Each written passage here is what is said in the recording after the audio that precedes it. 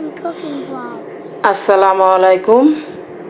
Yasmin cooking ব্লগে সবাইকে স্বাগতম প্রিয় আপু ভাইয়া। তো আমি আরও একটি রেসিপি নিয়ে চলে আসলাম আপনাদের মাঝে।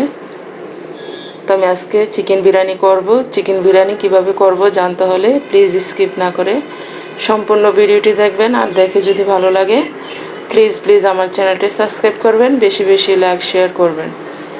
তো বিরিয়ানি রান্না করার জন্য আমি এখানে মুরগির মাংস নিয়েছি, এখানে ব্রয়লার মুরগি। তো এখানে 2 কেজি মুরগির মাংস নিয়েছি, আর এখানে নিয়েছি 2 কেজি পোলার চাল। এই গোবিন্দভোগ চালটা দিয়ে বিরিয়ানিটা করব। প্রথমে আমি মাংসগুলিকে ম্যারিনেট করে নেব হলুদের গুঁড়ি আর লবণ, আদা আর রসুন দিয়ে মেখে নিচ্ছি মাংসগুলি ভাজার জন্য। উল্টিয়ে পাল্টিয়ে মেখে নিচ্ছি। মাখানো হয়ে গেছে, এখন 5 মিনিট রেস্টে রেখে দেবো ঢাকনা দিয়ে। তো আমি মূল রান্নায় চলে আসলাম। এখানে পাইপিনের একটি কড়াই বসিয়ে দিয়েছি, পরিমাণ মতো তেল দিয়ে দিলাম মাংসগুলি ভাজার জন্য। মাংসগুলি আমি বেশি ভাজবো না, এপুট উপুট করে একটু ভেজে নেব। মাংসগুলি ভাজা হয়ে গেছে, এখন বিরিয়ানিটা রান্না করার জন্য আমি এখানে আস্ত মশলা দিয়ে দিচ্ছি, এলাচ, দারচিনি, তেজপাতা।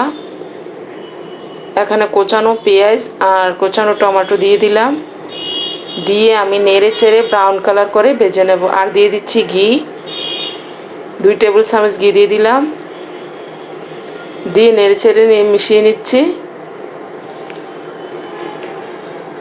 তো ব্রাউন কালার করে ভাজা হয়ে গেছে, এখানে আদা পেস্ট, রসুন পেস্ট আর পেঁয়াজ পেস্ট দিয়ে দিলাম, আর দিয়ে দিলাম স্বাদ মতো লবণ। দিয়ে এখন হালকা আমি ভেজে নেব পেঁয়াজ, রসুন, আদাটা।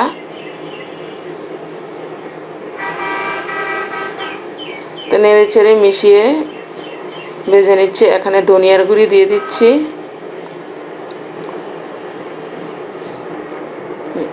গরম মশলার গুঁড়ি দিয়ে দিচ্ছি, আর জিরার গুঁড়ো দিয়ে দিচ্ছি। দিয়ে আবারও নেড়ে চেড়ে মিশিয়ে নিচ্ছি।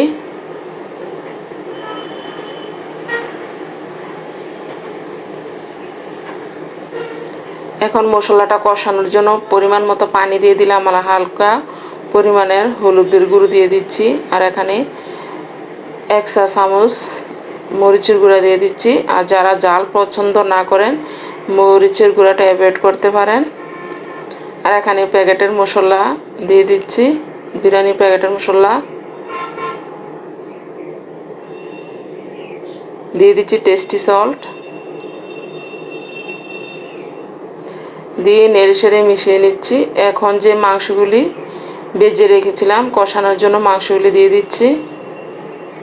মুরগির মাংসগুলি এখন উল্টিয়ে পাল্টিয়ে আমি কষিয়ে নেব।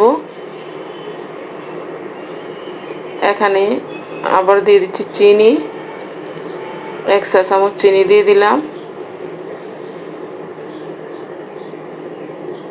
মাংসটা কষানো হয়ে গেছে, এখন মাংসটা আমি উঠিয়ে নেব।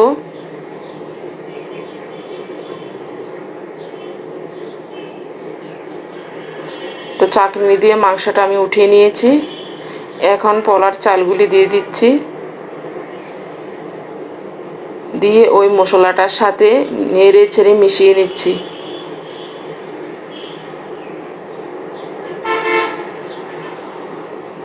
তো বিরিয়ানিটার জন্য আমি পোলার চালগুলি রান্না করে নেব। এখানে দিয়ে দিচ্ছি তরল দুধ গাভীর। এই দুধ আমি 3 পার মতো দিয়ে দিচ্ছি, আর দিয়ে দিচ্ছি পানি। এখানে 2 কেজি চালে আমি 4 কেজি পানি দেব। তো পানি দিয়ে দিচ্ছি, আমি পানিটা গরম করে রেখেছিলাম, গরম পানিটা দিয়ে দিচ্ছি, আর পুদিনা পাতা দিয়ে দিচ্ছি। দিয়ে নেড়ে চেড়ে মিশিয়ে আমি ঢাকনা দিয়ে ঢেকে দিলাম। ঢাকনা উল্টে এখন আবারও কাঁচামরিচ দিয়ে দিচ্ছি, দিয়ে নেড়ে চেড়ে মিশিয়ে নিচ্ছি। এখন ঢাকনা দিয়ে ঢেকে আমি রান্না করে নেব। তো ঢাকনা উল্টে আবার নেড়ে ছেড়ে নিচ্ছি। পোলার চালটা হয়ে গেছে, বিরিয়ানির জন্য রেডি। তো পোলার পাত্র হয়ে গেছে, এখন আমি উপর থেকে যে মাংসটা উঠিয়ে রেখেছিলাম মাংসটা দিয়ে নেড়ে চেড়ে পোলার চালটার সাথে মিশিয়ে নিচ্ছি বিরিয়ানিটা রান্না করার জন্য। মিশিয়ে নেওয়া হয়ে গেছে। আমি এখানে 10 মিনিট রেস্টে রেখে দিয়ে চুলা থেকে উঠিয়ে এখন পেঁয়াজের বেরেস্তা উপর দিয়ে দিচ্ছি। তো আমার বিরিয়ানিটা রান্না কমপ্লিট হয়ে গেছে। তো যে আপু ভাইরা ধৈর্য সহকারে আমার এই রান্নার ভিডিওটি দেখেছেন সবাইকে অসংখ্য অসংখ্য ধন্যবাদ এবং শুভেচ্ছা। তো সবাই আমাকে সাপোর্ট করবেন, আমার এই ভিডিওগুলো রেগুলার দেখবেন এবং আমাকে আরও দূরে এগিয়ে যাওয়ার জন্য সাহায্য করবেন। প্লিজ প্লিজ সবাই আমার চ্যানেলটা সাবস্ক্রাইব করবেন। যদি আমার রান্নার রেসিপির ভিডিওটি ভালো লেগে থাকে সবার কাছে অনুরোধ রইল। তো আমি এখানে বিদায় নিলাম। সবাই ভালো থাকবেন। আল্লাহ হাফেজ। আবার দেখা হবে অন্য কোনো একটি রেসিপি নিয়ে।